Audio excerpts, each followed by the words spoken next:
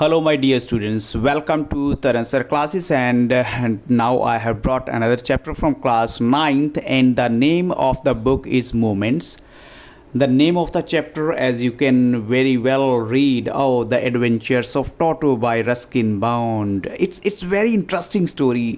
First of all, let me explain you who is Toto and what does he do in the story. Toto, in fact, is a red monkey, naughty, and his teeth are pearly white.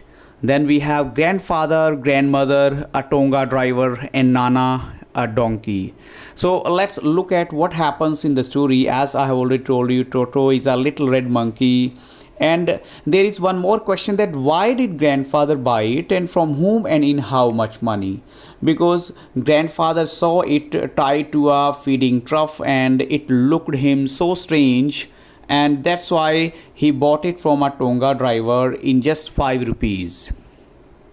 Now, if I tell you that how does Toto look like? Toto is a pretty monkey and he has bright eyes sparkled with mischief, and his teeth are pearly white, often smiled and frightened the life out of the Anglo-Indian ladies, and his hands are dried up. His hands, as you can see, they are dried up as they had been pickled in the sun for many years, and his fingers are very quick, and he used his tail as a third hand. So, what was, if I tell you one more question, that what was grandfather's reaction on seeing, in fact, grandmother's reaction on seeing the any bird or animal? So, grandfather used to bring all the animals, whatever he found pretty or whatever he found that they need some care, but grandmother had a different attitude towards birds and animals. In fact, she did not like birds and animals. That's why in the very beginning, when Toto was brought to home, he was kept in a secret in a closet opening into the narrator's bedroom wall. And few hours later, Toto had torn the narrator's blazer. The peg in the wall had been wrenched from its socket. But grandfather even called Toto only a very clever monkey. That's it. And it's very strange that Toto was though a very little monkey, but even then it was a great trouble for all the other animals or birds in the house. Like it changed the whole lifestyle of all the other animals. First of all, he was just changed, it transferred into a big cage in servants' quarters, where the other animals like a tortoise, a pair of rabbits, a tame squirrel, and a goat, they were all there. And Toto could not let anyone sleep at night. So once when grandfather had to go to Dehradun to collect his pension from Saharanpur,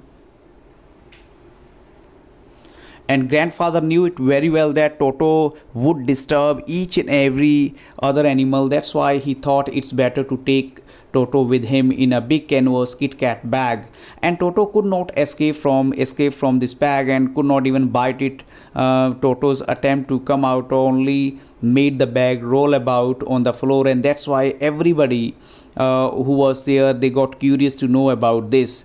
And when grandfather was showing his ticket to the ticket collector, Toto looked out of the bag, and Toto gave TC a wide grin, and TC first of all thought it might be a dog, but grandfather said it was a monkey, and grandfather had to pay 3 rupees as a fare for that. Then grandfather took a tortoise out of his pocket and he asked another question to TC, that how much he would have to pay for that, but the TC said it's not a dog, so that's why there is no need to pay for it. And later we find that Toto was accepted in the house by the grandmother as well, and he was given a comfortable place. He was shifted in a stable with family donkey Nana. In fact, grandfather visited there once when grandfather visited there at night, and he found Toto fastened onto her long ears with his sharp little teeth. And Toto and Nana never became friends because Toto had troubled Nana for a number of times. That's why Nana did not like Toto, and you must remember that Nana is a donkey.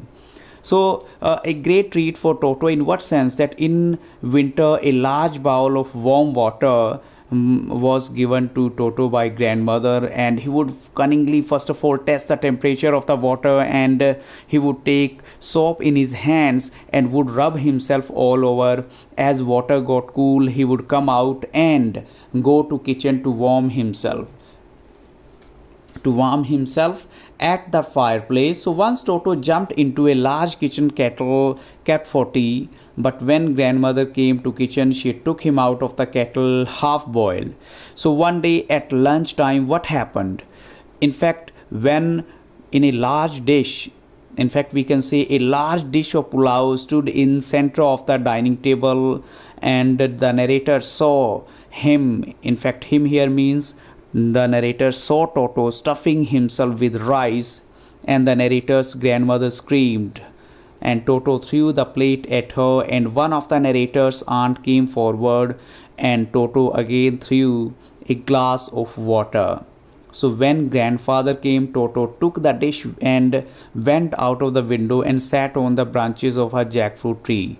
So that's why we can understand that how Toto had troubled their life and started troubling their life, and but even then it remained till afternoon on that particular branch, and then he threw the dish from the branch and smiled when it was shattered into pieces. So this way we come to know that the narrator and the grandfather, they were not happy, and even they could not afford the loss of dishes and clothes and curtains and wallpapers. So grandfather found the Tonga driver and sold the Toto, that monkey, back to the Tonga drivers in 3 rupees. But in the beginning we find that grandfather purchased it in 5 rupees, but now it was given back to the same Tonga driver in 3 rupees. So this is how the story comes to an end, and I feel like students, you might have understood the story very well. So thank you very much for watching Taran sir classes, but I'll be here with the next part, that is in Hindi version. Have a very nice day. Thank you.